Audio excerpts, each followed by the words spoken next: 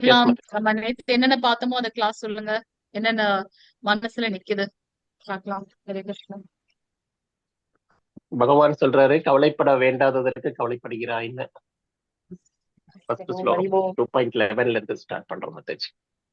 Okay பிரபு. வேற மன உறுதி உள்ளவங்க இந்த மாதிரி வந்து குழப்பம் அடையக்கூடாது அப்படிங்கறதுக்கு அவர் தண்டிக்கிறாரு. ஹரே கிருஷ்ணா. ஓகே.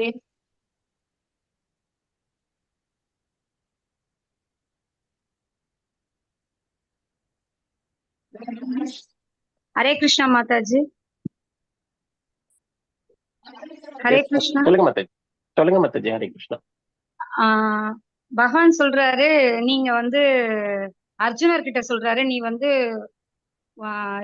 ஆத்மாவை அழிக்கல, உடலை தான் அழிக்கிற, அது வந்து வேற ஒரு உடல் எடுக்கும், அந்த மாதிரி சொல்றாரு.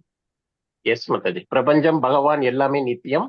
சண்டை போடுறதுனால நீ வந்து அவங்கள யாரையும் அழிக்க போறது இல்ல அப்படிங்கிற மாதிரி. அழிக்கப்படும். ஆத்மா வந்து நித்தியமாக இருப்பவர்கள் அப்படின்னு சொல்லியிருக்காங்க அடுத்த ஸ்லோகத்துல. அத சொல்றாரு.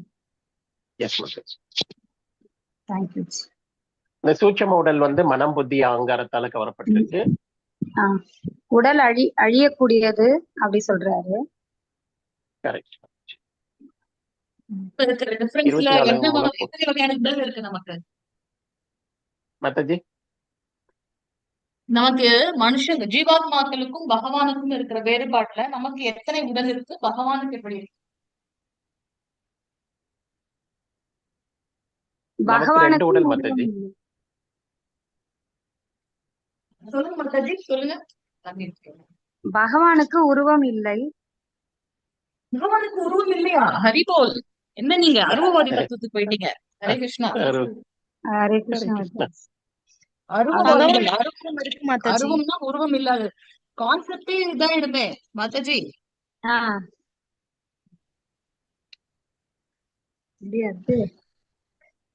நம்ம உருவ வழிபாட்டுல தான் நம்ம பிரார்த்தனை பண்ணுவோம்.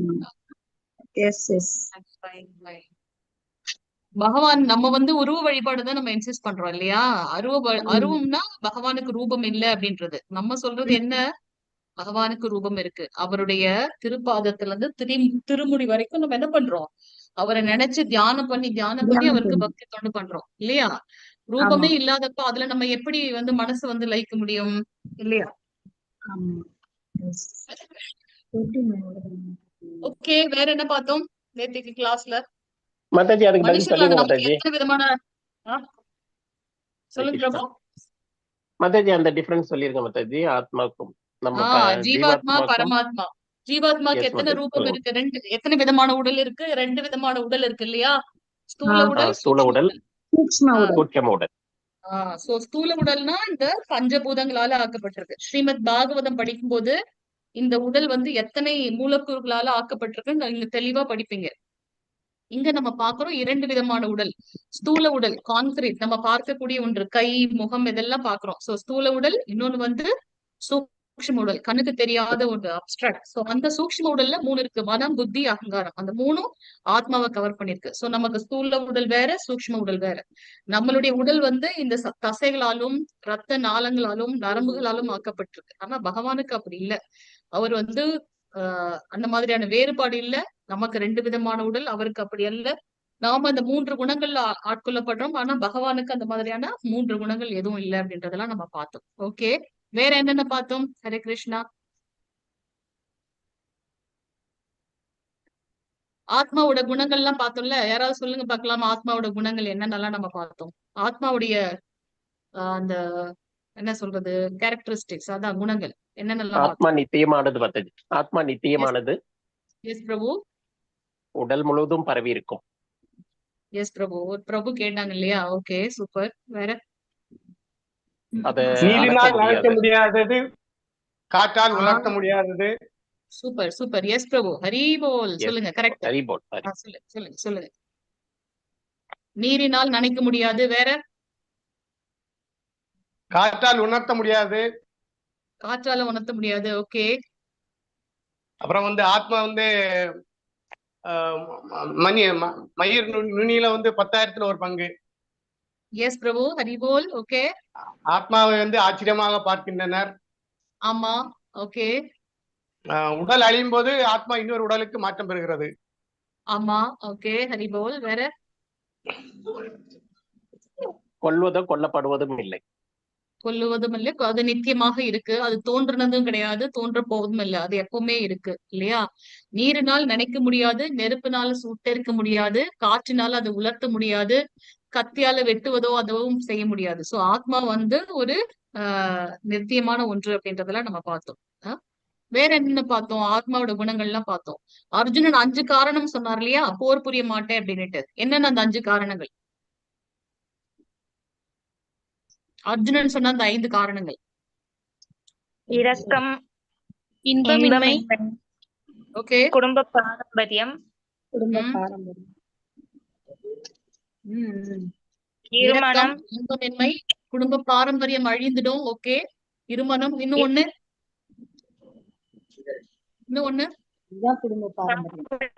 தீர்க்கம் பாவச்செயல். பாவச்செயல். அதுதான் இருமனம், தீர்க்கமற்ற தன்மை, 6 உறுதியற்ற தன்மை, கடைசியா வந்து பாவச்செயல் பார்த்தோம். சோ இரக்கம், அந்த இரக்கத்துக்கு கிருஷ்ணர் என்ன பதில் சொன்னாங்க 2வது அத்தியாயத்துல? அததான் நம்ம பார்த்துட்டு வரோம். இரக்கம், அதுக்கு என்ன மாதிரி அவர் வந்து டிஃபெண்ட் பண்றாரு இல்லையா? அர்ஜுனனை எப்படி வந்து அவரு சொல்றாரு, என்ன சொல்றாரு? அந்த இரக்கத்துக்காக கிருஷ்ணர் கொடுக்கிற அந்த ஆன்சர் என்ன அர்ஜுனனுக்கு? அந்த உறவினர்கள் அழிந்து விடுவார்கள்னு அர்ஜுனன் பயப்படுறான். பட் ஆக்சுவலி கிருஷ்ணர் சொல்றாரு ஆத்மா அழிய போறது இல்ல, அவங்க வேற உடல் எடுத்து மறுபடியும் அவங்க கண்டினியூ தான் பண்ணுவாங்க. ஆத்மா அழிய போவதில்லை. அவங்களுக்கு நம்ம வேற இந்த உடலை விட்டுட்டு அடுத்த உடல் போறதுக்கு நம்ம பழைய ஆடையை திறந்துட்டு பழைய ஆடையை விட்டுட்டு நம்ம புதுசா அணியறது போல இந்த உடல் மாற்றம் பெறுவார்கள் அப்படின்னு சொல்றாங்க. ஆமா. சோ யாரையும் நீ கொல்லல, அதனால நீ அனாவசியமா இறக்கப்பட வேண்டாம். உடல் வந்து அழியக்கூடியது அல்ல. ஐ மீன் உடல் அழியக்கூடியது, ஆத்மா அழிவற்றதுன்னு பாக்குறோம். 2வது இன்பமின்மைன்னு சொன்னார் இல்லையா? அதுக்கு கிருஷ்ணர் என்ன பதில் சொல்றார்? இன்பமின்மைன்றது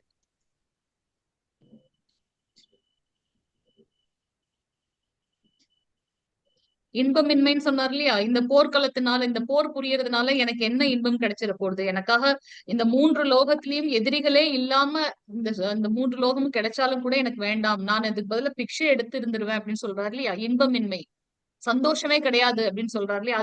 அதுக்கு வந்து கிருஷ்ணர் என்ன சொல்றாரு? இந்த போர்ல வந்து அவங்க வீழ்ச்சியா அடைந்தாலும் சொர்க்கத்தை தான் அடைவாங்க அப்படின்னு சொல்றாரு. தோல்வி அடைந்தால் சொர்க்கம், வெற்றி அடைஞ்சிட்டாங்கன்னா ராஜ்யம் வந்து கைப்பற்றி சொல்றாங்க. அப்போ 2த்துலயுமே வந்து வின் பாலிசி இல்லையா? இன்பம் இல்லைன்னு சொல்லவே முடியாது. இன்பம் இருக்கு. இறந்துட்டாலும் இன்பம் இருக்கு, வெற்றி அடைந்தாலும் இன்பம் இருக்குன்னு பாக்குறோம். ஓகே. 3வது பாவச்செயல். எது பாவம்னு சொல்றாரு பகவான்? போர் புரியலன்னா பாவம் அப்படின்னு சொல்றாரு. எஸ். ஏன் போர் புரியலன்னா பாவம்னு சொல்றாரு? அது சத்திரிய தர்மம், போர் புரியறது. சத்திரியனுக்கு உண்டான தர்மம் என்ன? போர் புரியறது. வெறும் போர் புரியறது மட்டுமா? எதுக்காக அவர் போர் புரியணும்? மக்களை நல்வழிப்படுத்தி பாதுகாக்கணும், மக்களை காப்பாற்ற வேண்டும், பெண்களுக்கு பாதுகாப்பா இருக்க வேண்டும், குடிமக்களை பாதுகாக்க வேண்டும், தர்மத்தை நிலைநாட்டணும். அதனால இந்த அதர்மங்கள்லாம் ஒழியணும். இப்படிப்பட்ட ஒரு வர்ணாசந்திரம் கலைகளை எடுக்கணும் இல்லையா? ஏன்னா நம்ம நேத்தே கூட பார்த்தோம். முதல்ல இருந்து அதுதான் பார்த்துட்டு இருக்கோம். அத்தனை அவையோர்கள் முன்னாடியும் வந்து திரௌபதிய அவமானப்படுத்துறாங்க. பெண்கள் பாதுகாக்கப்பட வேண்டும். பெண்கள் இல்லாத சமுதாயத்தை யோசிச்சு பாருங்க. தேவையற்ற சமூகங்கள் தான் வரும். அததான் வர்ணா சங்கரம் சொல்றோம். சோ அதுக்கு வந்து ஒரு முன்மாதிரியாக இருக்கணும். அது வந்து நீ உன்னோட கடமையை நீ செய்யலைன்னா அதுதான் உனக்கு பாவத்தை கொடுக்கும் அப்படிங்கிறாரு. அர்ஜுனன் என்ன சொன்னாரு? எனக்கு கலை கற்றுக் கொடுத்த ஆசிரியரே போயிட்டு நான் வந்து கொள்வது சரியா? அதுதானே பெரிய பாவம். என்னுடைய பாட்டனார் வந்து இது பண்றது, அவங்க எல்லாம் அக்கிரமக்காரர்கள். அந்த யாரெல்லாம் அக்கிரமக்காரர்கள் பார்த்தோம்? 6 விதமான அக்கிரமக்காரர்களை பார்த்தோம். யாரெல்லாம் 6 விதமான அக்கிரமக்காரர்கள்? விஷம் கொடுப்பவர், வீட்டிற்கு விஷம் கொடுக்குறாங்க. ஓகே, அதுக்கு எக்ஸாம்பிள் நம்ம வந்து ஆயுதங்கள், ஒரு நிமிஷம் எக்ஸாம்பிள், ஒரு நிமிஷம் நீலுமதி, ஒரு நிமிஷம். நீங்க தான் ஆன்சர் சொல்ல போறீங்க. ஒரு நிமிஷம். விஷம் கொடுக்கறது என்ன? அதுக்கு எக்ஸாம்பிள் நம்ம பார்த்தோம் கதை.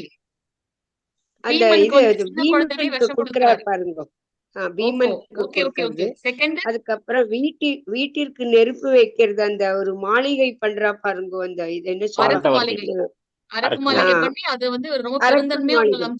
மாளிகை. அதுக்கப்புறம் கிருஷ்ணர் தான் அங்கேருந்து அவரை காப்பாத்துறா எல்லாரையும். அப்புறம் பயங்கர ஆயுதங்களால் தாக்குபவர், பயங்கர ஆயுதங்கள், ஆயுதங்கள்லாம் அவ யூஸ் பண்ணிட்டு தாக்கப்படுறா. ஆமா இப்ப அப்புறம் அவங்க தாக்க போறாங்க. செல்வத்தில் கொள்ளையடிப்பவர்கள். செல்வத்தை சொல்லுங்க. கொள்ளையடிப்பவர்கள். மத்தவங்களுக்கு தேவையான அவங்களுடைய சொல் நாட்டு ராஜ்யத்தை இவங்க எடுத்துறாங்க. ஓகே, செல்வத்தை கொள்ளையடிக்கிறாங்க. ஆமா. ஓகே, வேற பிறர் நில 5வது பிறர் நிலத்தை ஆக்கிரமிப்பவர்.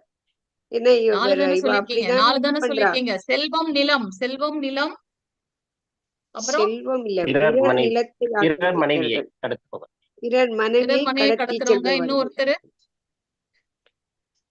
இந்த அக்கிரமக்காரெல்லாம் உடனே கொல்லறதுங்கிறது சத்திரிய தர்மம். அந்த சத்திரிய தர்மத்துல ஆயுதங்களால் இருக்கு. தாக்க வருவது. கொடுமையான 6 விதமான கொடுமையான அக்கிரமக்காரர்கள். நிலையில் இன்னொரு தடவை லிஸ்ட் அவுட் பண்ணுங்க. நீலு மத்தஜி, இன்னும் ஒரு தடவை 5 நிமிஷம் ஆனாலும் பரவாயில்ல. 1 கிளியரா போகணும். 2 3 விஷம் 4 கொடுக்கறவங்க, 5 விஷம் கொடுப்பவர், 6 வீட்டுக்கு நெருப்பு ம், வைப்பவர், ம், ஆயுதத்தால் தாக்குபவர், செல்வத்தை ம், செல்வத்தை, கொள்ளையடிப்பவர், ம். பிறர் நிலத்தை நிலம், ஆக்கிரமிப்பு செய்பவர், பிறர் மனைவியை பிறர் கடத்துபவர். மனைவி, பிறர் மனைவி. அது கரெக்ட். ஓகே, தேங்க்யூ மத்தஜி, thank you so much. Hare Krishna. Okay, இந்த 6 அக்கிரமக்காரர்களை கொல்லணும். அப்படி கொல்லாம விட்டுட்டோம் அப்படின்னா நமக்கு தான் வந்து அந்த பாவம். சோ அர்ஜுனன் சொன்னதை அவர் அப்படியே சொல்றாரு. ஓகே, இரக்கம், இன்பமின்மை, பாவச் செயல், இன்னொன்னு குடும்ப பாரம்பரியம் அழிந்துவிடும். அதுக்குதான் நம்ம இங்க பாக்குறோம். இந்த மாதிரியான ஆஹ் பெண்களை பாதுகாக்க வேண்டும். அப்படிப்பட்ட சமூகம் வளரணும். அப்படி இல்லாதன்னா அது வந்து தேவையற்ற சமூகம். கடைசியா வந்து நம்ம பாக்குறோம் உறுதியற்ற தன்மை. தன்னுடைய ஒரு இலக்கை அடையணும்னு நம்ம முடிவு பண்ணிட்டோம்னா அதுல வந்து ஸ்ரத்தையா இருக்கணும். திருப்பி அதுல வந்து ஆசிலேட் ஆகக்கூடாது அப்படின்றத நம்ம பாக்குறோம் இல்லையா? இப்ப அடுத்து அதுதான் நம்ம வந்து கிருஷ்ணர் இங்க சொல்ல போறாங்க. அப்படிப்பட்டவங்களை எப்படி நம்ம வந்து அடையாளப்படுத்திக் கொள்வது, அதையெல்லாம் வந்து நம்ம இன்னைக்கு பார்க்க போறோம். ஹரே கிருஷ்ணா. ஓகே, சோ இந்த அத்தியாயத்தோட தலைப்பு என்ன? இந்த அத்தியாயத்தோட தலைப்பு என்ன? அப்ப முதல் அத்தியாயத்தோட தலைப்பு என்ன? விஷாத யோகம். ஓகே, முதல் அத்தியாயத்தோட தலைப்பு, முதல் அத்தியாயம் தலைப்பா யாரோட விஷாதம் அது? அர்ஜுனன். அர்ஜுனனுடைய அந்த மனச்சோர்வு, அர்ஜுன விஷாத யோகம்னு பார்த்தோம். அதுதான் முதல் அத்தியாயத்தோட தலைப்பு. நம்ம பிரபோதர் என்ன தலைப்பு கொடுத்திருக்காரு முதல் அத்தியாயத்துக்கு? படைகளில் போர்களை போர்க்களத்தில் படைகளை எந்த போர்க்களத்தில்? படைகளை பார்த்துக்கிறது. குருக்ஷேத்திர போர்க்களத்தில்.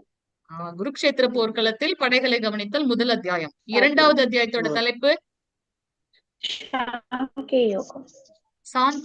சாங்கிய யோகம் தான் என்ன? பரிபூரணமான அந்த உண்மை, அதுதான் சாங்கிய யோகம். பிரபோதர் என்ன தலைப்பு கொடுத்திருக்காரு? பிரபோதர் என்ன தலைப்பு கொடுத்திருக்காரு? எஸ், கீதையின் உட்பொருள் சுருக்கம். யா, சோ அதோட நம்மளோட என்ன? Correct correct. Thank you Mataji, thank you Mataji. Prabhuji, நம்ம பாத்துட்டோம். இப்ப இந்த இதுல போலாம். இப்ப 44வது பதம். சொல்லுங்க. 4 நேத்திக்கு 44 முடிஞ்சு தயா பாஹ்ருத சேதசாம் விவசாயாத்மிக புத்தி சமாதான விதீயதே. ஹரே கிருஷ்ண மாதாஜி. சோ இங்க வந்து என்ன சொல்லப்பட்டிருக்குன்னா, புலன் இன்பத்திலும் பௌதீக செல்வத்திலும் மிகுந்த பற்றுதல் கொண்டு அதனால் மயங்கி உள்ளவர்களின் மனதில் முழுமுதற் கடவுளின் பக்தி தொண்டிற்கான திடமான உறுதி உண்டாவது இல்லை. இன்னைக்கு நாங்க வந்து ஸ்ரீமத் பாகவதத்தோட 5வது கேண்டோ 19வது அத்தியாயத்துல வந்து நாங்க இததான் பார்த்தோம். இது ரிலேட்டடா. சோ அதுல வந்து தேவர்கள் வந்து பகவான் இடத்துல பிரேயர் பண்றாங்க. நம்ம நினைச்சுக்கிறோம், நம்ம பக்தி தொண்டு, இதெல்லாம் பக்தி தொண்டு இல்ல, இந்த கர்ம யோகங்கள்லாம் பண்றது மூலமாக சொர்க்கலோகம், அந்த மாதிரி மேலுலகத்துக்கு வந்து உயர்வு பெறலான்னு.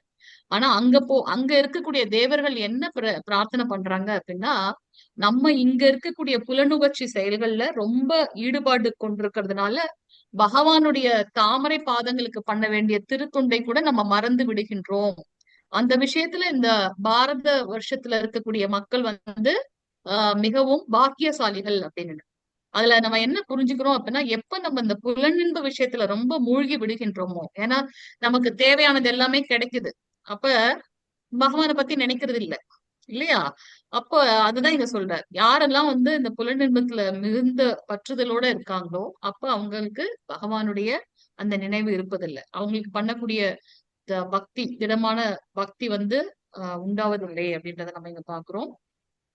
ஓகே, சோ கர்ம காண்டர்கள், சிற்றறிவு உடையவர்கள், நிறைய நம்ம வரப்போற அத்தியாயங்கள்ல பார்ப்போம். கர்ம காண்டிகள், கர்ம மேதிகள், கர்ம யோகிகள். கர்ம கர்ம மேதிகள் அப்படின்னா நமக்கு தேவையான விஷயங்களுக்காக ரொம்ப சுயநலமாக என்னோட குடும்பம் என்னோட அவங்களோட விஷயத்துக்கு உண்டான விஷயங்களை நான் பண்றது, அடுத்தவங்களை பத்தி கேர் பண்ணாம, அது கர்ம மேதிகள். என்னுடைய ஃபேமிலி நல்லா இருக்கணும், அவங்களுக்கு நான் என்ன பண்ணும், கடவுளோட கான்செப்டோ இல்ல பக்தர்களுக்கு மத்தவங்களுக்கு கஷ்டப்படுறது அதெல்லாம் இல்ல. யாரையாவது எதையாவது பண்ணி நான் நல்லா இருந்தா போதும். அது வந்து கர்ம மேத்திகள், ரொம்ப புலனுன்பத்துல இருக்கிறது. கர்ம காண்டர்கள் யாரு?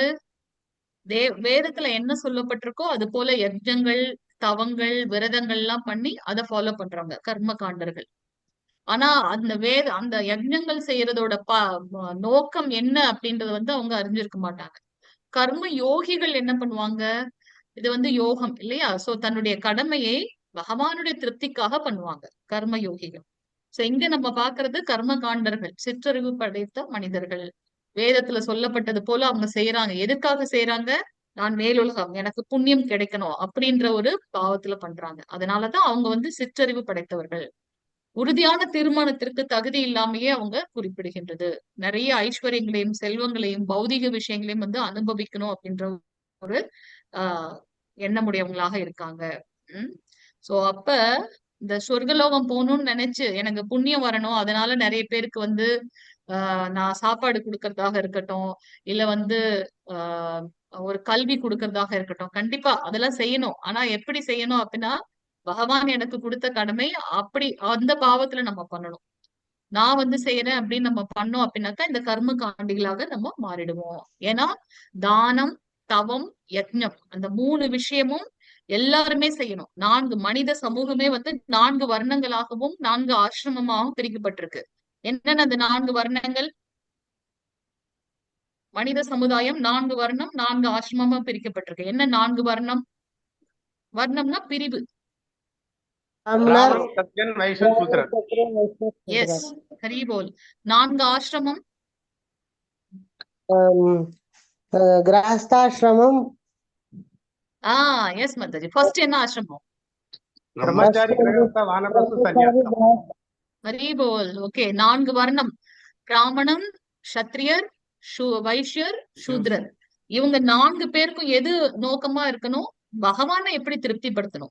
சோ பிராமணர்கள் இந்த வேத சாஸ்திரங்களை கற்று தேர்ந்து அதை பயன்படுத்தி எப்படி நான் பகவானை திருப்திப்படுத்துறது, மத்த வர்ணத்தவர்களை எப்படி பகவானுடைய அந்த பக்தி தொண்டுல கொண்டு வர்றது, அதுதான் அவங்களோட நோக்கமா இருக்கணும். நான் நிறைய வேத ஞானங்கள் பயின்று விட்டேன் அப்படின்னு சொல்லிட்டு அது ஒரு ஒரு ஒரு அகங்காரம் வந்துருச்சு அப்படின்னா நம்ம மீண்டும் வந்து இந்த பௌதியத்துல இறப்பு பிறப்பு என்ற சுழற்சியில மாட்டிக்குவோம் இல்லையா? சோ பிராமணர்கள் அப்படி இருக்கணும். சத்திரியர்கள் என்ன பண்ணணும்? இது இந்த சமூகத்தை ஆள்வது பகவான் எனக்கு கொடுத்த கட்டளை. சோ இப்ப அர்ஜுனன் என்ன பண்றாரு? கிருஷ்ணருக்காக அவர் வந்து அவரை திருப்திப்படுத்துறதுக்காக நான் வந்து போரிடுறேன். இப்போ ஃபர்ஸ்ட் அத்தியாயம் ஃபுல்லா பார்த்தோம். அவ்வளவு குழப்பங்கள். கொஞ்சம் யோசிச்சு பாருங்க, அந்த நிலையில நம்ம இருந்தாலும் அவ்வளவு குழம்பும் இல்லையா? இப்ப அவர் எக்ஸ்பிளைன் பண்ண உடனே ஒண்ணு நமக்கு தெரியுது. சோ அவ்வளவு குழப்பங்கள். ஆனாலும் கிருஷ்ணர் சொல்லிட்டாரு அப்படின்னு சொல்லிட்டு அதெல்லாம் ஒரு தெளிவு வந்து தன்னுடைய கடமை செய்யறார். சோ சத்திரியன் அவருக்கு உண்டான கடமையை பகவானுடைய நினைவுல அவருக்காக நான் பண்றேன் அந்த உணர்வுல பண்ணும்போது அதுதான் வந்து வர்ணாசிரம தர்மம், சத்திரியனுக்கு உண்டான தர்மம். வைஷ்யர்களும் அப்படித்தான். பகவான் அமைச்ச இந்த சமூகம், இந்த மக்களுக்கு என்னால முடிந்த வணிகம், அதுக்கப்புறம் விவசாயம், பசு பராமரிப்பு, அதே வணிகம் செய்வது. அதனால எல்லாருமே வந்து பகவானை திருப்திப்படுத்துறதுக்காக நான் இந்த செயல்களை செய்யறேன் அப்படின்ற பாவத்துல நம்ம செய்யணும். சூத்ரர்கள் அனைத்து வர்ணத்தவர்களுக்கும் வந்து உதவி பண்றது, அனைத்து வர்ணத்தவர்களும் சூத்ரர்களை பாதுகாப்பது, இது எல்லாமே வந்து நமக்கு இருக்கக்கூடிய அந்த 3 குணங்களின் அடிப்படையில், சத்துவகுணம், ரஜகுணம், தமோகுணம். பிறப்பின் அடிப்படையில் இல்ல. என்னோட அப்பா வந்து பிராமணர் அப்படின்றதுனால நான் வந்து பிராமணர்னு நான் வந்து கிளைம் பண்ண முடியாது. பிராமணருக்கு உண்டான தகுதிகள் நம்ம கிட்ட இருக்கணும். நம்ம வரப்போற அத்தியாயங்கள்ல பார்ப்போம் அவங்களுக்கு ஒரு உயர்ந்த பிராமணர்களுக்கு உண்டான தகுதிகள் என்ன அப்படின்னு.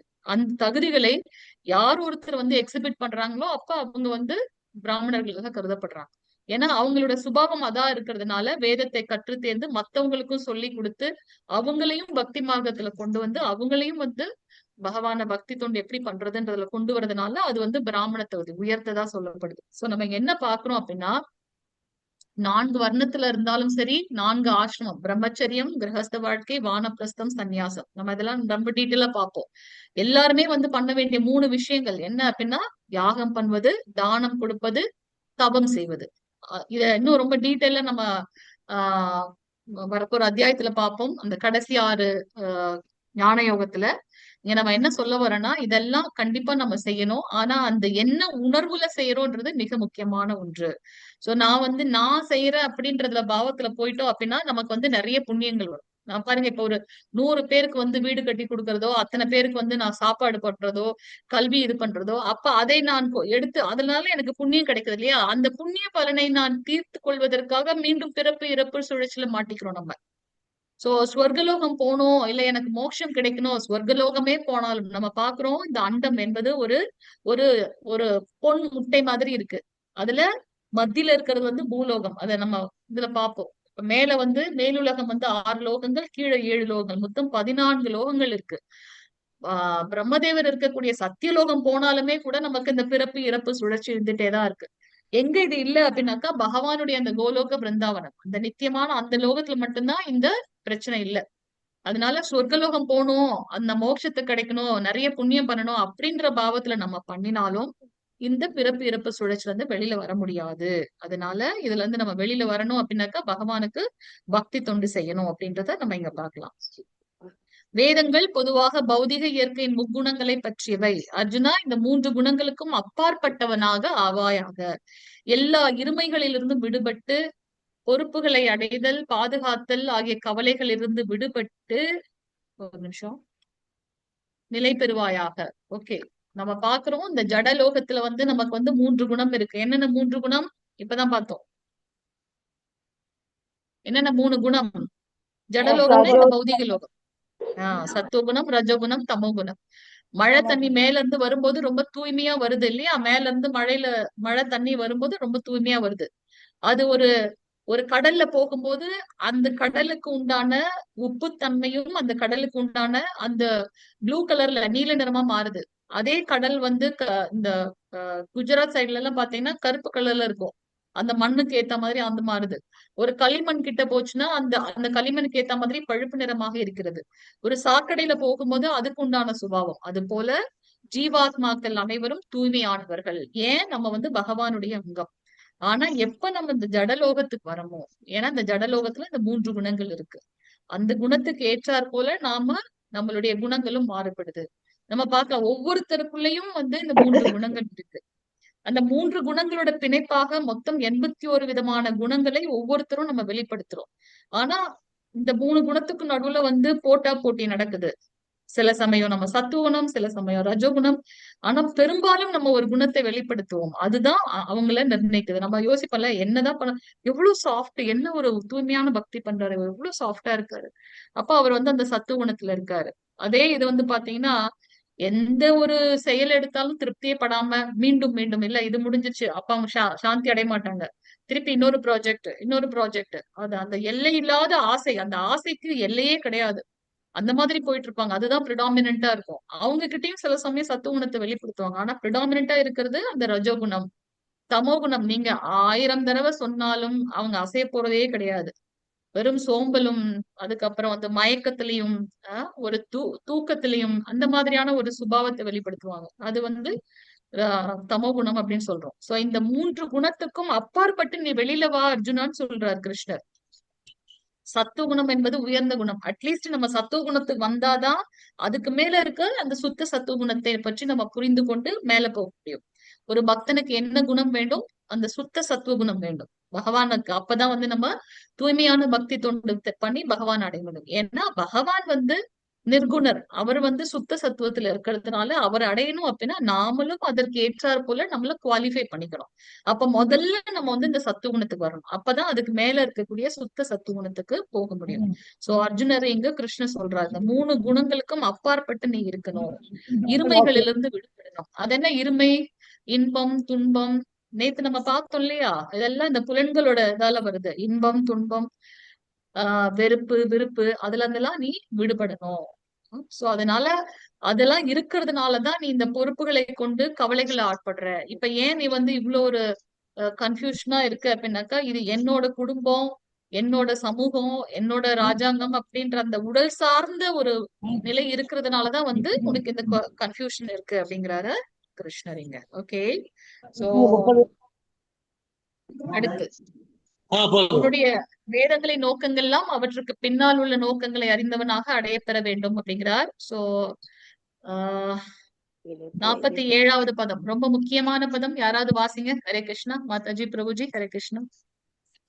கர்மண்யேவாதி கரஸ்தே மா பலேஷு கதாசன மா கர்ம பலஹேதுர் போர் மாதே சங்கோ சத்வ அகர்மணி. உனக்கு விதிக்கப்பட்ட கடமையை செய்ய மட்டுமே உனக்கு அதிகாரம் உண்டு. ஆனால் செயல்களின் பலன்களில் உனக்கு அதிகாரம் இல்லை. உனது செயல்களின் விளைவுகளுக்கு உன்னையே காரணமாக ஒருபோதும் எண்ணாதே. கடமையை செய்யாமல் இருக்க ஒருபோதும் பற்றுதல் கொள்ளாதே.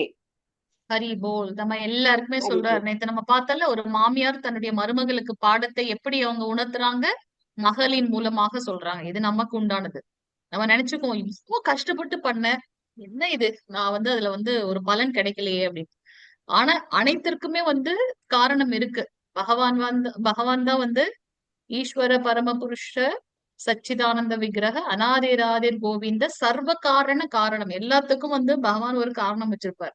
சோ உனக்கு விதிக்கப்பட்ட கடமை என்ன? ஒரு சத்திரியன் நீ போர் புரிந்து தர்மத்தை நிலைநாட்டணும். அதனால அதை மட்டும் நீ பண்ணு. அது செய்யறதுக்கு மட்டும்தான் உனக்கு அதிகாரம் இருக்கு, ரைட்ஸ் இருக்கு. அதை தாண்டி அதுல வரக்கூடிய பலன்களை பற்றி உனக்கு எண்ணம் வரக்கூடாது. உன்னுடைய கடமையை செய்யாமல் இருக்க ஒருபோதும் பற்றுதல் கொள்ளாதே.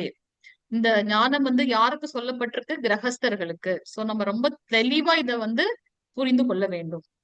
நம்ம நிறைய தடவை நிறைய பக்தர்கள் என்ன பண்ணுவாங்கன்னா, பக்தி இதுல இது பண்ணி அவங்களோட புரிதல் வேற மாதிரி என்ன பண்ணுவாங்க, ஃபேமிலியை விட்டுட்டு போயிடுவாங்க. இல்ல, நம்ம என்ன நிலையில இருக்கோமோ அதை கரெக்டா நம்மளுடைய கடமையை செய்யணும், கிருஷ்ண உணர்வில் செய்யணும்ன்றதை நம்ம பார்க்கிறோம். கடமை அப்படின்னாலே அவரை திருப்திப்படுத்துறதுக்காக, எனக்கு இந்த ப்ராஜெக்ட் கிடைச்சிருக்கு, ஓகே இது பகவானுடைய கருணையால் கிடைச்சிருக்கு, அதை நான் நல்லா பண்ணணும். சோ எங்கெங்கெல்லாம் நம்ம சில டைம் என்ன ஆகும் அப்படின்னாக்கா, அந்த ஆபீஸ்லயோ இல்ல வேற ஏதாவது வேலை பண்ற இடத்துல கூட நான் பக்தி பண்றேன்ற ஒரு காரணத்தை சொல்லி அவங்க வேற மாதிரியான எஸ்கேப் ஆக ஆரம்பிச்சிருவாங்க அவங்களோட டியூட்டில. அது ரொம்ப தவறான விஷயம்.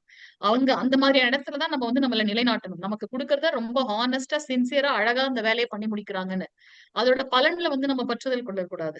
நமக்கு இதை கொடுத்திருக்காங்க இந்த டாஸ்க், அதை நல்லா பண்ணணும். அது போல நம்ம ஒரு ஃபேமிலி, நமக்கு இந்த மாதிரி ஒரு ஃபேமிலி அமைஞ்சிருக்கு, என்னால முடிஞ்ச வரைக்கும் என்னுடைய கடமையை செவ்வனே செய்ய வேண்டும். அந்த மாதிரிதான் இருக்கணுமே தவிர்த்து அதை விட்டுட்டு நம்ம வெளியில போக சொல்ல பகவான். கடமையை செய்யாமல் இருக்க ஒருபோதும் பற்றுதல் கொள்ளாதே. அதுக்காக கடமை கண்ணியம் கட்டுப்பாடுன்னு அந்த மாதிரியும் போயிடக்கூடாது. கிருஷ்ண உணர்வே இல்லாம இல்ல, நமக்கு அவர் இன்சிஸ்ட் பண்றாரு. கடமை அப்படின்னாலே என்னங்க, கிருஷ்ண உணர்வோட நம்மளோட டியூட்டி எக்ஸிக்யூட் பண்றதுதான் கடமை அப்படின்றத இங்க பார்க்கணும். 48வது பதத்துல என்ன சொல்றார்? வெற்றி தோல்வியில் பற்றுதல் கொள்ளாமல் உனது கடமையை சமநிலையுடன் செய்வாயாக. இது போன்ற சமத்துவமே யோகம் எனப்படுகின்றது.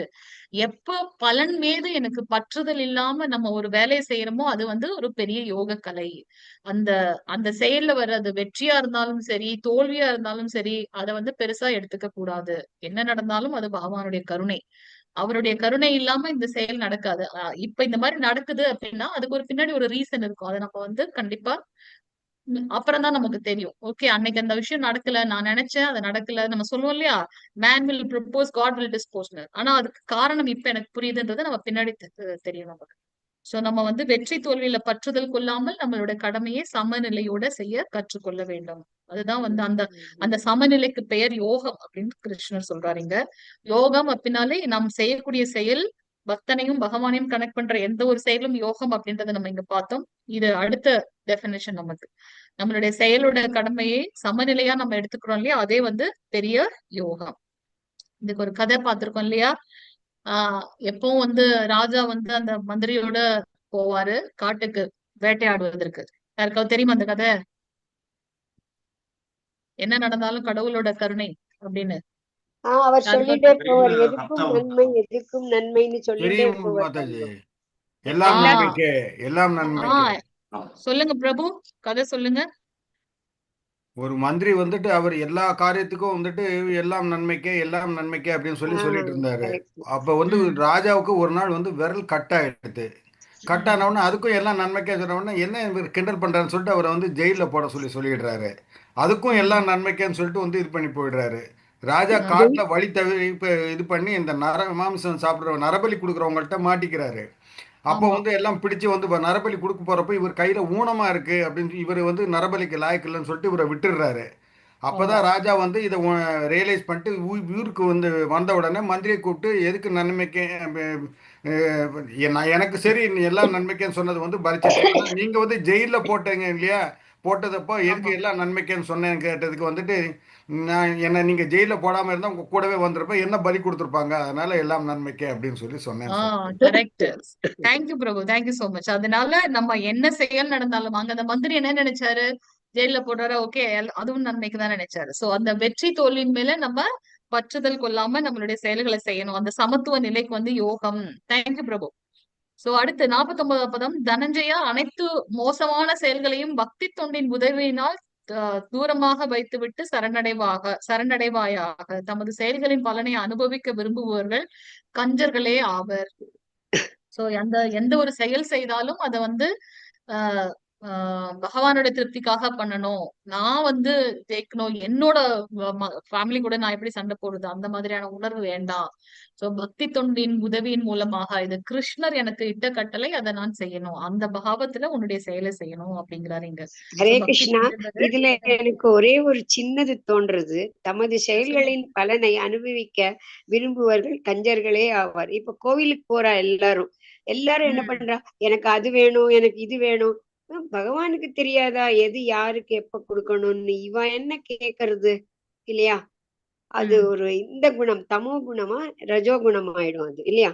தனது ஆமா செயல்களின் பலனை அனுபவிக்கணும்னு எனக்கு ஆமா அவருக்கு தான் தெரியுமே. அவர் தெரிஞ்சுதானே எல்லாருக்கும் கொடுக்கறாரு. நம்ம அவருக்கு ஒண்ணும் கொடுக்கறதே இல்ல. அவர் தான் எல்லாருக்கும் எல்லாம் கொடுக்கறாரு. அப்படி அதுல வருது இதுல இல்லையா? ஆமா. அனைத்து எஸ் மோசமான தேங்க்யூ செயல்களையும் பக்தி தொண்டி உதவினால் தூரமாக வைத்துவிட்டு சரணடைவாக. கரெக்ட் அது. எஸ் மாதாஜி. தேங்க்யூ இப்போ மாதாஜி. சோ அது நீங்க சொன்ன மாதிரி கடவுளுக்கு தெரியும் நமக்கு என்ன வேணும், எப்ப கொடுக்கணும்ன்றது. அவருக்கு தெரியாதா? இத்தனை பேர் போறா, நானும் என்ன இப்படி நினைச்சுக்கிறா? எல்லாம் வேஸ்ட் பண்றது, பால்ல இது பண்றது, அது பண்றது எல்லாம் ஏதோ கொஞ்சம் பண்ணணும். ஆனா ஒரே எதிரியா அதெல்லாம் எனக்கு புரியவே மாட்டேங்கிறது. புரியவும் புரியாது அது. உங்களுக்கு அந்த ஞானம் இருக்கு, நமக்கு இல்லையே, இப்பதானே வந்திருக்கோம், இப்பதானே சொல்றீங்க, எனக்கு இப்பதான் புரியுது, நான் கொஞ்சம் கொஞ்சமா எடுத்துக்கிறேன், அந்த இல்ல பாவம் கூட இருக்கலாம் நமக்கு இல்லையா? நீங்க எங்களுக்கு இல்ல அப்ப இல்ல நீங்க நான் சொல்றேன், நான் சொல்லுங்க. எக்ஸாம்பிள் சொல்றேன் மாதாஜி, நீங்க சொல்றது எனக்கு கரெக்ட். எனக்கு அப்படிதான் தோணுறது. என்னன்னு தெரியல. இல்ல இல்ல என்னோட இது என்னன்னு அவருக்கு என்ன எல்லாருக்கும் பொதுதானே. என்னதுன்னு நீங்க கிடையவே உயர்ந்த கிடையாது. உயர்ந்த பக்தர், அதனால உங்களுக்கு அது தெரியுது, நான் இப்பதானே இதுல வந்திருக்கேன், சோ நான் வந்து கொஞ்சம் கொஞ்சமா எடுத்துக்குவேன். சோ முன்னேறதுக்கு உண்டான சான்ஸ் நிறைய கிடைக்குது. அதனாலதான் பக்தர்களோட சங்கம் வந்து நமக்கு ரொம்ப முக்கியமான ஒன்று.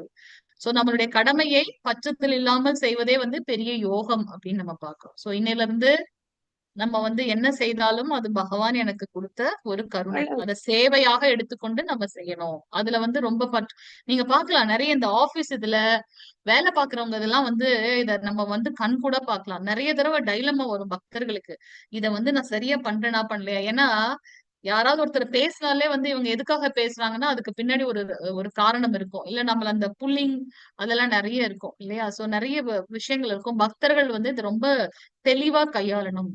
ஆஹ் நான் போன ஜென்மத்துல பண்ணியிருந்தனோட கர்ம பலன் வந்து இப்ப எனக்கு கிடைக்குது. சோ அத வந்து நம்ம அதுக்கு ரெஸ்பாண்ட் பண்ணாம அப்படியே ரியாக்ட் பண்ணாம அப்படியே விட்டுட்டோம்னு வச்சுக்கோங்களேன், சோ அதோட பாதிப்பு வந்து கம்மியா போயிடும்.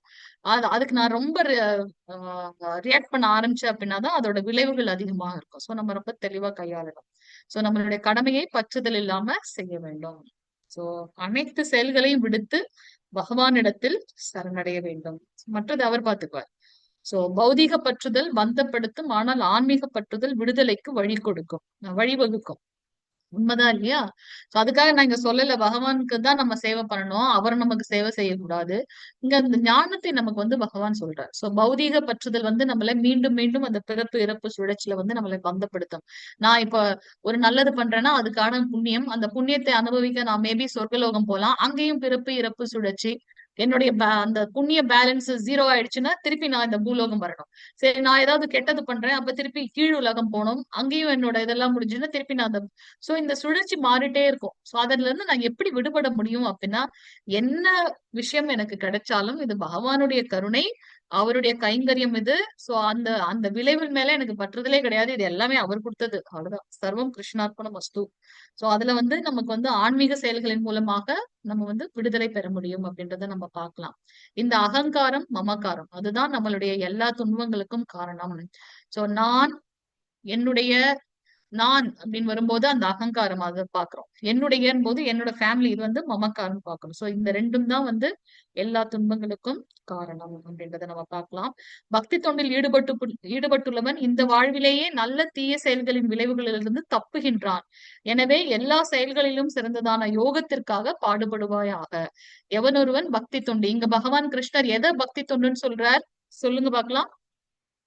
பக்தி தொண்டில் ஈடுபட்டுள்ளவன் புரிஞ்சிருச்சு. இங்க எதை அவர் வந்து பக்தி தொண்டுன்னு சொல்றாரு? ஏன் அர்ஜுனனுக்கு இதை சொல்லணும்? பக்தி தொண்டில் ஈடுபட்டுள்ளவன் சொல்லணும், ஏன் சொல்லணும்? இதை நம்ம எப்படி புரிஞ்சுக்கிறது? நல்ல தீய செயல்களின் விளைவுகளிலிருந்து தப்பு என்றான் எப்படி புரிஞ்சுக்கிறது? இருக்கீங்களா லைன்ல? ஹரே கிருஷ்ணா. பரோ தர்மம், பகவான் என்ன சொல்றாரோ அதுதான் தர்மம். அவருடைய வாக்கை அப்படியே எடுத்து செல்வது. அவரை திருப்தி பண்றதுக்காக, இங்க அர்ஜுனன் எப்படி கிருஷ்ணரை திருப்தி பண்றதுக்காக போர் புரிகிறாரோ, சோ அதுதான் வந்து பக்தி தொண்டு. சோ அப்படி நம்ம செய்யும் போது அதுல நம்ம கர்ம பலன்கள்ல ஆட்கொள்ளப்படுறது கிடையாது. அதுல நல்ல தீய செயல்கள் அதோட விளைவுகள்லாம் இல்ல. அதுல இருந்து நம்ம தப்புறோம். ஏன்னா கிருஷ்ணர் தானே சொல்றாரு, நம்ம அவருக்காக பண்றோம். அதனால நமக்கு அந்த பாவ புண்ணிய கணக்குகள் கிடையாது. அதுதான் வந்து சிறந்ததான யோகம் அப்படிங்கிறாரு இங்க கிருஷ்ணர். சோ இந்த மாதிரி பக்தி தொண்டில் ஈடுபட்டு சிறந்த முனிவர்கள், பக்தர்கள் பௌதிக உலகின் செயல்களின் விளைவுகளிலிருந்து தங்களை விடுவித்துக் கொள்கின்றார்கள். இப்படியாக அவர்கள் பிறப்பு இறப்பு பந்தத்திலிருந்து விடுபட்டு எல்லா துன்பங்களுக்கும் அப்பாற்பட்ட நிலையில் பகவானை முழுமுதற் கடவுளிடம் திரும்பி செல்றாங்க அல்லது அடைகின்றார்கள் அப்படின்னு பார்க்கணும். சோ நம்மளுடைய செயல்களை பற்றற்று அதே சமயத்தில் கடமையை செய்தே ஆக வேண்டும் அப்படின்றத நம்ம பார்க்கலாம். எப்போது உன் அறிவு மயக்கம் எனும் இவ்வடர்ந்த காட்டை தாண்டி விடுகின்றதோ அப்போது இதுவரை கேட்டவை இனி கேட்க வேண்டியவை இவற்றின் மீது நீ சமநிலை உடையவனாகி விடுகின்றாய். சோ இந்த 3 குணங்களுக்கு அப்பாற்பட்டு இருக்கக்கூடிய சுத்த சத்துவ குணத்துல இருக்கணும். பற்றற்று உன்னுடைய கடமையை செய்யணும் அப்படின்றத நம்ம இங்க பார்க்கலாம். நம்மளுடைய மனசு வந்து பாத்தீங்கன்னா இந்த இந்த ஆஹ் இந்த இந்த அறிவு வந்து மயக்கம், இந்த இப்ப கன்ஃபியூஸ்டா இருக்காரு இல்லையா, அதை தாண்டி வரும்போது கண்டிப்பாக ஒரு சமநிலை கிடைக்குது. எப்போது உன் மனம் வேதங்களின் மலர் சொற்களால் கவரப்படாத நிலையை அடைகின்றதோ, என்னது வேதங்களின் மலர் சொற்களால்? நம்ம பார்த்தோம் இல்லையா அந்த கர்ம காண்டிகள். வேதத்துல என்ன சொல்லப்பட்டிருக்கோ, ஓகே நான் இந்த யஜ்ஞம் பண்ணா இந்த தேவர்களை வந்து திருப்திப்படுத்தலாம், அதன் மூலமாக எனக்கு இந்த பலன் கிடைக்கும். சோ அந்த மாதிரியான அந்த மலர் சொற்களால் கவரப்படாத நிலையை அடைகின்றதோ, அடைத்தின் மூலமும் பகவான் ஸ்ரீ கிருஷ்ணர். அந்த பாவத்துல நம்ம வரமோ அப்ப நம்ம வந்து அந்த தன்னுணர்வுல நம்ம நிலைத்திருக்கின்றோம். அதை நாம் அப்போது நீ தெய்வீக உணர்வை அடைந்து விட்டவன் ஆவாய். அப்போ வந்து பகவான முழுமையாக நாம உணர்ந்து கொள்கின்றோம் அப்படின்றத நம்ம பார்க்கலாம். அவரை திருப்தி செய்வதற்காக அவருக்கு தொண்டு செய்வதே என்னுடைய வாழ்வின் லட்சியம். ஓகே, இப்ப சொன்னார் இல்லையா, நீங்க வந்து அந்த மாதிரியான தெய்வீக உணர்வை அடைந்து விடுவாய் எப்ப நான் வந்து இந்த வேதங்களால சொல்லப்பட்ட அந்த மலர் சொற்களால் கவரப்படாத நிலையை அடைகின்றேனோ அப்ப வந்து தன்னுணர்வை அடைவாய். என்ன அது தன்னுணர்வு? நான் பகவானுடைய சேவகன். என்னுடைய சுபாவம் என்ன? பகவானுக்கு சேவை செய்வது. நம்ம ரெண்டு பண்றோம். ஒண்ணு பகவானுக்கு சேவை செய்வோம், அப்படி இல்லைன்னா வீட்டுல இருக்கவங்களுக்கு சேவை செய்வோம். இந்த பௌதிகமாக சேவை செய்வோம் இல்லையா? கண்டிப்பாக. சோ நம்மளுடைய அந்த தன்னுணர்வை பெற்றதுக்கு அப்புறம் நாம வந்து அந்த தெய்வீக உணர்வை அடைந்து விடுவோம். எல்லாத்தையும் சமநிலையா பார்க்க ஆரம்பிச்சிருவோம். ஏன்னா எது நடந்தாலும் அது பகவானுடைய கருணை. அது எதுவுமே அவங்க வந்து ஆசிலேட்டே பண்ணாது. அப்ப அர்ஜுனன் கேக்குறாரு, என்னன்னு கேக்குறாரு? வாசிங்க பார்க்கலாம் மாதாஜி. 54வது பதம். 54வது பதம். மாதாஜி, பிரபுஜி, ஹரே கிருஷ்ணா. அர்ஜுன உவாச்ச அர்ஜுன உவாச்ச அர்ஜுனோவாச ஸ்தித பிரஜ்ஞஸ்ய கா பாஷ சமாதி தஸ்ய பிரத்யேகேஷவ ஸ்தித தீவம் கிம் பிரபாஷேத் கிம் ஆசீத பிரஜேத கிம். ஹரே கிருஷ்ண பிரபு. தேங்க்யூ பிரபு. சோ அர்ஜுனன் நீங்க கேக்குறாரு, ஓகே அந்த தெய்வீக உணர்வில் நிலை பெற்றான்னு சொல்றீங்களே, அவங்களுடைய அவங்க எப்படி இருப்பாங்க, அவங்களுடைய அறிகுறிகள் எப்படி இருக்கும், அவங்க எப்படி பேசுவாங்க, எப்படி நடந்துக்குவாங்க, எப்படி அமருவான் இருப்பான் அப்படின்னாக்கா இந்த நிலை, அவங்க இருக்கக்கூடிய நிலையை அவங்க எப்படி கிரகிச்சுக்கிறாங்க அப்படின்ற மாதிரி அவர் கேட்கிறார். ஓகே, சோ இதுல வந்து பகவான் சொல்ல போறார் 55வது பதத்துல அந்த சித பிரஜன் அந்த உயர்ந்த தெய்வீக நிலையில் நிலை பெற்றவங்களுடைய குணங்கள் எப்படி இருக்கும், அவங்க எப்படி எல்லாம் பேசுவார்கள், மீன்ஸ் அந்த இருமைகளிலிருந்து வேறுபட்டவர்களாக இருப்பாங்க. அவங்க வந்து அந்த புலன்களை கட்டுப்படுத்தி மனதை ஒருங்கிணைத்து தெய்வீக உணர்வில் நிலை பெற்றிருப்பார்கள் அப்படின்றதெல்லாம் நம்ம இங்க பார்க்க போறோம். சோ புருஷோத்தமராகிய முழுமுதற் கடவுள் கூறினார். வாசிங்க 55வது பதம். மாதாஜி பிரபுஜி ஹரே கிருஷ்ணா. பிரஜஹாதி யதா ஸ்ரீ கமான் பகவானுவாச்ச ஸ்ரீ பகவான் உவாச்ச பிரஜஹாதி யதா கமான் ஹர் சர்வான் பாரத நானோ கதான் ஆத்மநேயேயத்வாத்மனா துஷ்ட ஸ்திதிதா பிரஞஸ்ததோ ஸ்யதே. தேங்க்யூ மாதாஜி ஹரே கிருஷ்ணா. வேண்டாம். புருஷோத்தமராகிய முழுமுதற் கடவுள் கூறினார், பார்த்தனே, எப்போது ஒருவன் தனது மன கற்பனையினால் எழும் புலனுணர்ச்சிக்கான எல்லா ஆசைகளையும் துறந்து தூய்மை அடைந்த மனதுடன் தன்னில் திருப்தி அடைகின்றானோ. ஏன்னா புலன்கள் எங்க போகுதோ அங்க மனம் போகுது. அந்த மனதை கட்டுப்படுத்தல அப்படின்னாக்கா நம்மளுடைய புத்தியும் அங்க போயிடும். அப்போ ஆட்டோமேட்டிக்கா நம்ம வீழ்ச்சி அடைகின்றோம். நம்மளே அறியாம நிறைய இப்ப நம்ம வந்து டெலிவிஷன் பார்த்துட்டு இருக்கோம். நம்மளே அறியாம என்ன பண்ணுவோம், அங்க என்ன ஆட் அடிக்கடி நம்ம பாக்குறோமோ, எந்த ஷாப் போனாலும் நம்ம அந்த இடத்துல போய் நிற்போம். ஏன் அப்படின்னு பாத்தீங்கன்னா, இந்த புலன்களின் மூலமாக மனம் ஈர்க்கப்பட்டு நம்மளுடைய புத்தியும் அங்கதான் போகுது அப்படின்றத நம்ம பார்க்கலாம். சோ இந்த ஸ்தித பிரஜர்கள், இந்த தெய்வீக நிலையில் வந்து நிலை பெற்றவர்கள் இந்த புலனுணர்ச்சிக்கான எல்லா ஆசைகளையும் வந்து கட்டுப்படுத்தியவர்களாக இருப்பாங்க. அவங்களுடைய மனது தூய்மையானதாக இருக்கு. அவங்க எப்படி இருப்பாங்க, தன்னில் திருப்தி அடைவார்கள். தனக்கு என்ன கிடைச்சிருக்கோ அதை வைத்து அவங்க திருப்தி அடைவார்கள். அவங்க ரொம்ப இது வேணும் அது வேணும்னு ஆசைப்பட மாட்டாங்க. அந்த மாதிரி அவங்க இருக்கும்போது அவங்க தெய்வீக உணர்வில் நிலை பெற்றவர்களாக கருதப்படுகின்றார்கள். சோ அவங்களுடைய அறிகுறிகள் எப்படி இருக்கும், அந்த புலனுணர்ச்சிக்கான ஆசைகள்ல இருந்து அவங்க விடுபட்டவங்களாக இருப்பாங்க. அதுக்கப்புறம் தன்னில் திருப்தி உற்றவர்கள், அவங்க கிட்ட என்ன இருக்கோ அதை வச்சு அவங்க திருப்தி பெற்றவர்களாக இருக்கின்றார்கள் அப்படின்றத நம்ம பார்க்கலாம். ஓகே, இப்ப இந்த புலனுணர்ச்சியில இருந்து நம்ம வந்து விடுபட முடியுமா? ஆர்டிபிஷியலா நம்ம அதுல இருந்து இது பண்ண முடியாது. நிறைய பேர் வந்து நான் வந்து ஒரு பெரிய யோகி அப்படின்னா அவங்க மனதளவுல அங்க தூய்மையா இல்ல. நம்ம நிறைய விஷயங்கள் பார்க்கிறோம், நிறைய போலி சாமியார்கள் பார்க்கிறோம். அதனால இந்த புலன் இச்சையை செயற்கையாக துறக்க முடியாது. அதுவும் இந்த கலியுகத்தில் முடியவே முடியாது. ஏன்னா அதோட சுபாவம் அப்படி, அதோட நேச்சர் அப்படி. அப்ப என்ன பண்ணலாம் அப்படின்னா, அந்த புலன்களை கட்டுப்படுத்துவது கடினம். அந்த புலன்களை உயர்ந்த சுவையில் நாம ஈடுபடுத்த முடியும். எப்படி? கிருஷ்ண பக்தியின் மூலமாக. நம்ம பாக்குறோம் இல்லையா, ஐம்புலன்கள், அதுக்கப்புறம் கர்மேந்திரியம், ஞானேந்திரியம், அதெல்லாம் நம்ம பாக்குறோம். சோ இப்ப பார்வையை நம்ம என்ன பண்ணலாம், பகவானுடைய அச்ச விக்கிரகத்தை தரிசனம் பண்ண, வேதங்களை கற்றுக்கிட்டேற்க, பகவத்கீதை பாகவதம் படிக்கிறதுக்காக நம்ம யூஸ் பண்ணலாம். அதுக்கப்புறம் காது நம்ம என்ன பண்ணலாம், பகவானுடைய நாம ரூப குண லீலைகளை பற்றி கேட்பதற்காக. ஹரே கிருஷ்ணா கிருஷ்ண கிருஷ்ண ஹரே ஹரே, ஹரே ராம் ராம் ராம் ஹரே ஹரே, பகவானுடைய திருநாம உச்சாரணம் பண்ணும்போது காது மூலமாக கேட்க முடியும்.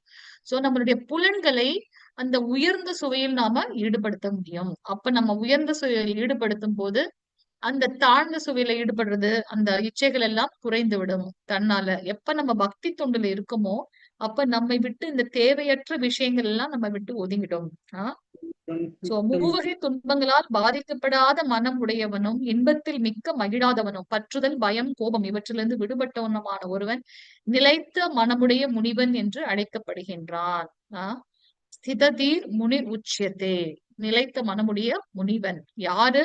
இந்த 3 வகையான துன்பங்கள் நம்ம பார்த்தோம். பிரைமரி மிசரிஸ், செகண்டரி மிசரிஸ், அதிஆத்மிக, அதிபௌதிக, அதி தெய்வீக. இந்த 3 விதமான துன்பங்களால பாதிக்கப்படாம எப்பவும் நிலையாக எதன் மேலையும் பற்றில்லாம இருக்காங்க இல்லையா, அங்க வந்து பாத்தீங்கன்னா நிலைத்த மனமுடைய முனிவன், ஸ்திததீர் முனிர் உச்சியத்தே அப்படின்னு அழைக்கப்படுறாங்க.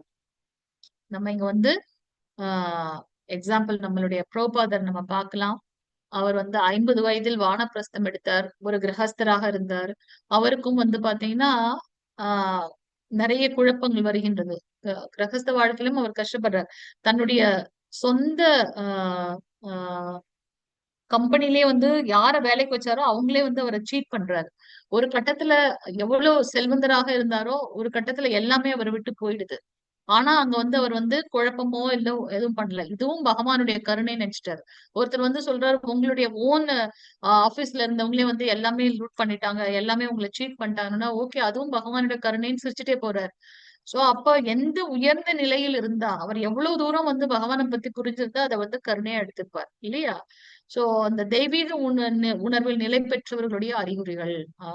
சோ இன்பத் துன்பத்தில் அவங்க சமநிலையில இருக்காங்க. அவர் அவ்வளவு கஷ்டப்பட்டு பகவத்கீதை பாகவதத்தை வந்து டிரான்ஸ்லேட் பண்ணியிருப்பாரு. ஏன்னா அவருடைய குரு அவர்கிட்ட கட்டளை, நீ வந்து உன்னுடைய ஆங்கில புலமையை உபயோகப்படுத்தி மேற்கத்திய நாடுகளில் கிருஷ்ண பக்தி இயக்கத்தை பரப்பணும் அப்படின்ட்டு. அவ்வளவு கஷ்டப்பட்டு அவர் வந்து டிரான்ஸ்லேட் பண்ணி வச்சிருப்பாரு பேப்பர்ல. அப்ப அவங்களுடைய மனைவி என்ன பண்ணிடுறாங்க, அவரு வெளியில போயிட்டு வரும்போது அதெல்லாம் காணோம். பயந்து போறாரு அவரு. கேக்குறாரு, எங்க என்னோட இதெல்லாம் காணாமே. அப்ப அவங்க சொல்றாங்க, நான் சாயா குடிக்கிறதுக்காக போட்டுட்டேன்றாரு. அப்ப அவர் கேக்குறாரு, உனக்கு சாயா வேணுமா இல்ல நான் வேணுமா? அவங்க சாயான்னு சொன்னோம்னா அவ்வளவுதான், அப்படியே விட்டு விட்டு வெளில வந்துட்டாரு நம்மளுடைய ஆன்மீக குரு. சோ அந்த இன்ப துன்பத்தை சமநிலையில எடுத்து கொண்டு போறது, பற்றுதல், பயம், கோபம் இவற்றிலிருந்து விடுபட்டவன். இந்த காம, குரோத, லோபம் இது மூன்றும் வந்து நரகத்திற்கு உண்டான வாயிற்கதவுகள். அதீதமான பற்று, அதீதமான பேராசை, பொறாமை அதெல்லாம் வந்து நரகத்திற்கான வாசற்கதவுகள். அதுல இருந்தெல்லாம் விடுபட்டு இருக்கவங்க தெய்வீக உணர்வில் நிலை பெற்றவர்கள். ஏன்னா அந்த உணர்வுல இருக்கும்போதுதான் இதெல்லாம் ஒண்ணுமே இல்லைன்னு தோணும் இல்லையா? சோ அவங்க எப்படி வந்து நடந்துக்குவாங்க அப்படின்னாக்கா, நிலைத்த புத்தி உடையவர்களாக இருப்பாங்க. எதுலயும் வந்து ஒரு குழப்பம் இல்லாம, ஆசிலேட் ஆகாம ரொம்ப ஸ்திரமாக இருப்பாங்க அப்படின்றத நம்ம இங்க பார்க்கலாம். சோ வெற்றியோ தோல்வியோ கிருஷ்ண உணர்வில் உள்ளவன் பகவானுக்கு சேவை செய்ய வேண்டும் என்ற உறுதியில் நிலையாக இருப்பான். என்ன நடந்தாலும் அதை வந்து பகவானுக்கு செய்யக்கூடிய சேவையாக நினைச்சிட்டு அவங்க ஸ்திரமா இருப்பாங்க. சோ இங்க வந்து பாத்தீங்கன்னா, ஆமை தன் அங்கங்களை கூட்டிற்குள் இழுத்துக் கொள்வதை போல எவன் ஒருவன் தன் புலன்களை, அவனுடைய நிலை எப்படி இருக்கும் நடந்துக்குவாங்கன்னு கேக்குறாரு இல்லையா? சோ எப்படி வந்து இந்த ஆமை வந்து ஆஹ் ஒரு பாதுகாப்பற்ற தன்மை வரும்போது என்ன பண்ணும், அது டக்குன்னு தன்னுடைய கூட்டுக்குள்ள போயிடும். அது போல இவர்கள் என்ன பண்ணுவாங்க, புலன்களை புலனுணர்ச்சி பொருட்களிலிருந்து விலக்கிக் கொள்வார்கள். அவங்க வந்து பக்குவ உணர்வில் நிலை பெற்றவர்களாக கருதப்படுகின்றார்கள் அப்படின்றத நம்ம இங்க பார்க்கலாம். உடல் பெற்ற ஆத்மாவை புலனின்பத்திலிருந்து கட்டுப்படுத்தினாலும் புலனுணர்ச்சி பொருட்களுக்கான சுவை அப்படியே இருக்கும். ஆனால் புலனின்ப ஈடுபாடுகளை உயர்ந்த சுவையினால் ஒழிப்பவன் தனது உணர்வில் நிலை பெற்றுள்ளான். சோ இந்த கலியுகத்துல புலன்களை கட்டுப்படுத்தி அந்த யோக நிலையில் அமர்ந்து மனதை ஒருங்குபடுத்துவது மிகவும் கடினம். அப்ப பக்தி மார்க்கம் தான் சிறந்தது. அதனாலதான் சைத்தன்ய மகாபிரபு என்ன சொல்றார், கலியுகத்திற்கு உகந்த தர்மம் என்ன அப்படின்னாக்க சங்கீர்த்தன யஜ்ஞனம், திருநாம சங்கீர்த்த யஜ்ஞனம். ஹரே கிருஷ்ணா கிருஷ்ணா கிருஷ்ண ஹரே ஹரே, ஹரே ராம ராம ராம ஹரே ஹரே. சோ நம்மளுடைய புலன்களை உயர்ந்த சுவையில் ஈடுபடுத்தும் போது இந்த தாழ்ந்த சுவையில உள்ள ஈடுபாடு நம்ம விட்டு போயிடும் அப்படின்றத நம்ம இங்க பார்க்கலாம். சோ அந்த பௌதிக இன்பம் சுவையற்று போகும் அளவிற்கு கிருஷ்ண பக்தி உன்னதமான சுவையுடையதாக இருக்கும். நம்ம இத்தனை நாள் வரைக்கும் நம்ம வாழ்நாள்ல நிறைய விஷயங்கள்ல இன்பம் அடைஞ்சிருப்போம். ஆனா ஆன்மீகம் சார்ந்த செயல்களை செய்யும் போது மட்டும் அதுல இருக்கக்கூடிய இன்பம் வந்து நமக்கு வேற எதுலையுமே கிடைக்காது. நம்ம சொல்றோம், தினமும் பகவானுடைய நாமத்தை சொல்றோம். ஹரே கிருஷ்ணா கிருஷ்ணா கிருஷ்ணா ஹரே ஹரே, ஹரே ராம் ராம் ஹரே. மீண்டும் மீண்டும் நம்ம சொல்றோம்.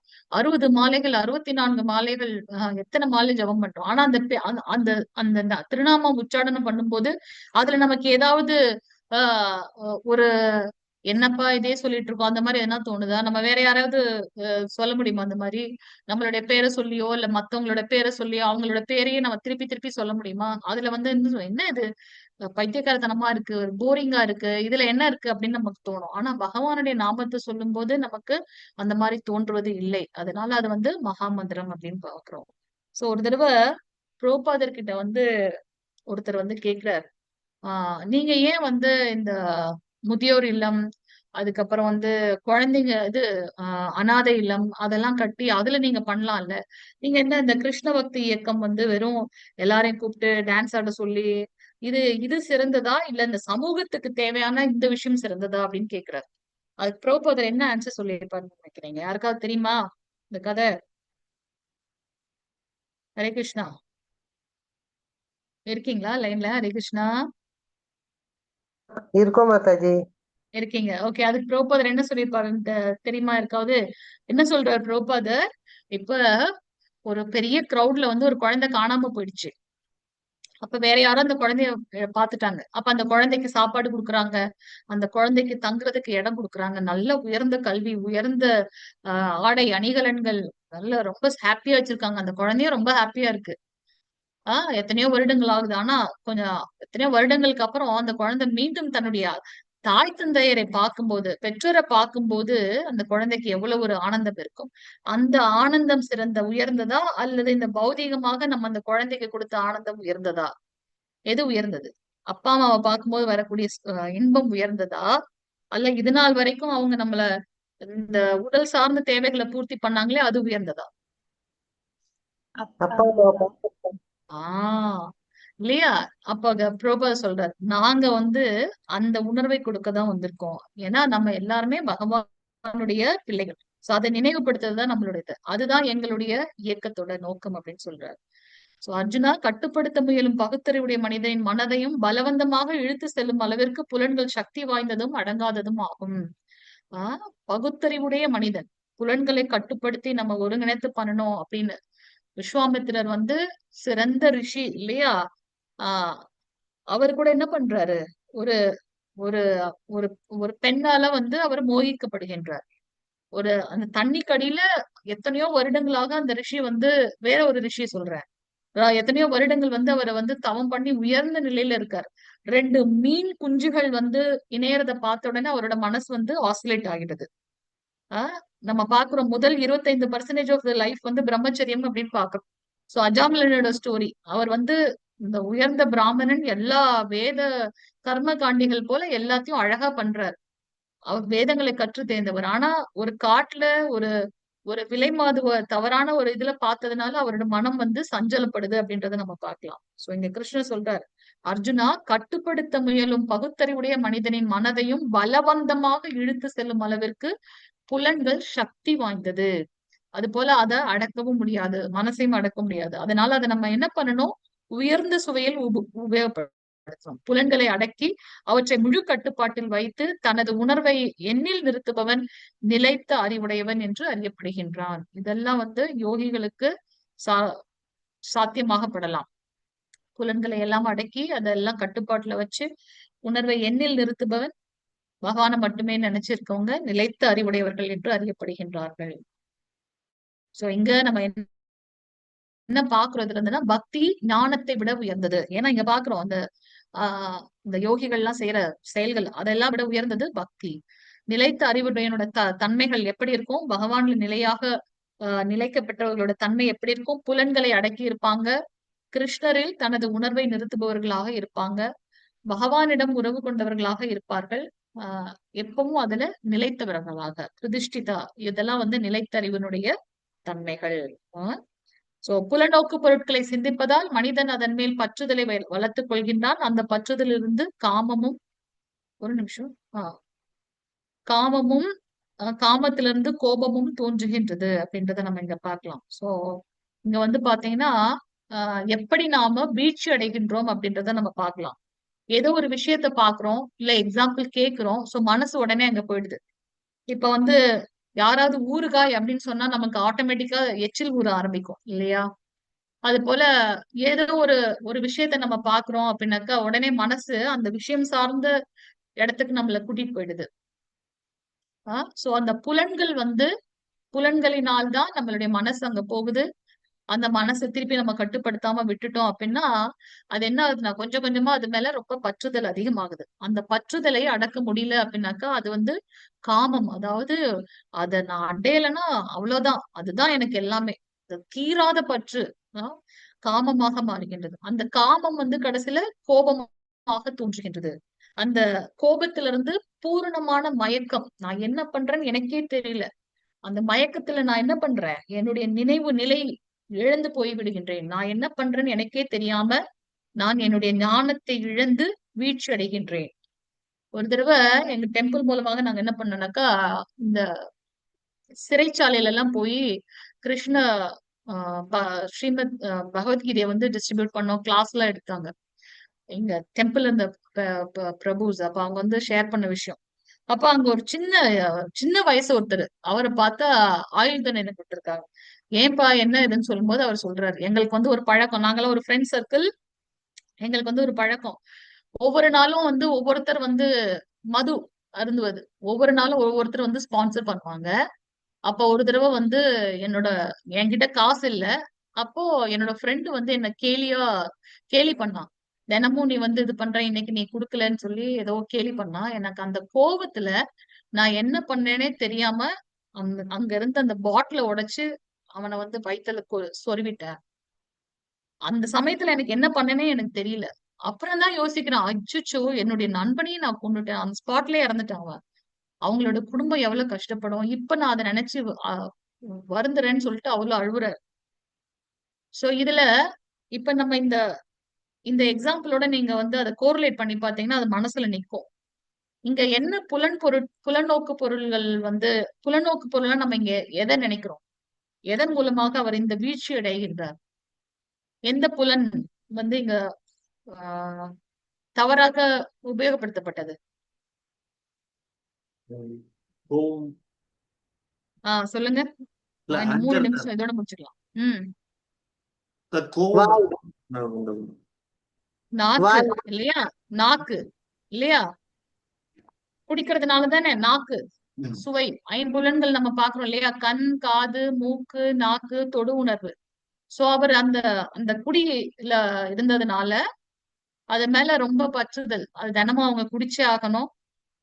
அந்த பற்றுதல் வந்து காமமா ஆயிடுச்சு. காசே இல்லைன்னாலும் பரவாயில்ல அவங்க யாராவது ஒருத்தவங்க ஸ்பான்சர் பண்ணுவாங்கன்னு போறாங்க. அப்ப அந்த காமம் எனக்கு கொடுத்தே ஆகணும், கொடுக்கல ஃப்ரெண்டு, அதுல அவர் வந்து கோபம் அடைகின்றார். அந்த கோபத்தால என்ன ஆகின்றது? மயங்கிய நிலையில இருக்கார். அதனால நினைவு தப்புகின்றது, என்ன செய்யறேன்னே தெரியாம அவருடைய அறிவு இழந்து வீழ்ச்சி அடைகின்றார் அப்படின்றத நம்ம பார்க்கலாம். இப்படிதான் நம்ம வந்து ஜட வாழ்க்கையில் விழுகின்றோம்.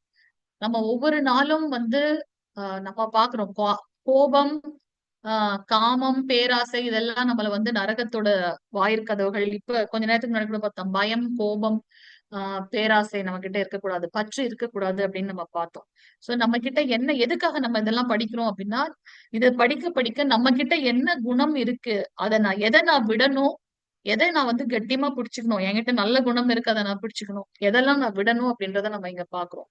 சோ இந்த இதன் மூலமாக நமக்கு தேவையான விஷயம் எதுவோ அதுல மட்டும் நம்ம வந்து ஸ்ரத்தையா இருக்கணும், புலன்களை அதுல மட்டும் நம்ம உபயோகப்படுத்தணும் அப்படின்றத நம்ம பார்க்கலாம்.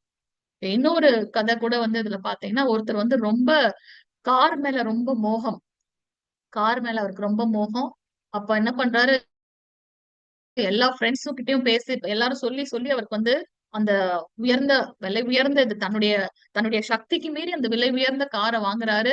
வாங்கி தினமும் அந்த காரை என்ன பண்றாரு, தொடச்சு வச்சுக்கிறாரு. அவ்வளவு பாசம் அது மேல. அப்ப இங்க என்ன புலன் உபயோகப்படுத்தப்படுது? காது மூலமாக கேட்டு ஃப்ரெண்ட்ஸ் மூலமா கேட்டு என்னோட சக்திக்கு மீறி லோன் போட்டு நான் அவ்வளவு பெரிய கார் வாங்கி நிறுத்தியாச்சு. அப்போ எனக்கு ஒரே ஒரு குழந்தை, அந்த குழந்தை வந்து என்ன பண்ணுது, ஒரு நாள் அந்த கார்ல வந்து ஏதோ கிறுக்கிடுது. அத பார்த்த நிமிஷம் அவருக்கு வந்து கோபம், அந்த கார் மேல இருந்த காமம் பற்று காமமாச்சு, காமம் வந்து கோபமா மாறிடுச்சு. என் குழந்தைன்ற உணர்வையும் மீறி என்னோட கார்ல அந்த மமக்காரம், என்னோட கார்ல அவன் கிறுக்கிட்டானேன்ற கோபத்துல அங்க என்ன இருக்குன்னே தெரியாம அதை வேகமா எடுத்து அந்த பிஞ்சு குழந்தையோட கையில வேகமா அடிக்கிறார்.